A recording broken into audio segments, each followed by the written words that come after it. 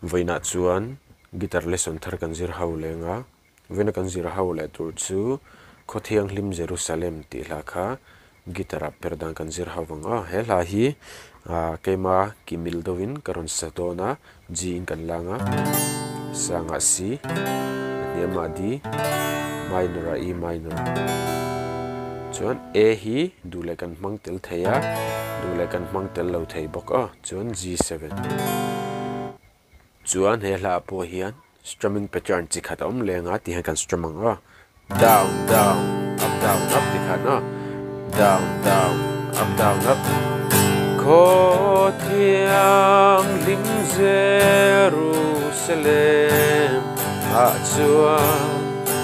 Isua tlante akhan e minor akan lut thei du chuan no dule g apokan tlang thei Isua tlante kan akhan e akan du le chiang kan chola na lalukhu chu khumin niang kan en to ang kan strum ang alahi karon sa chua kanga uluk don lo ngai thale don ne zan hi aralanga cha tuanin kwa avarang te na puan varsinin laliswa local done ko thiang lim Jerusalem ma chua Isua tlante kan chola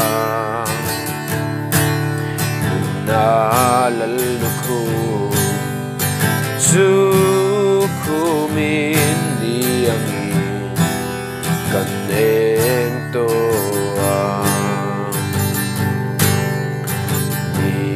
le tha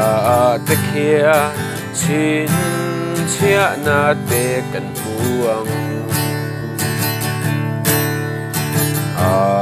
hun na theng don ta muhil te an thau le done ko thiang lim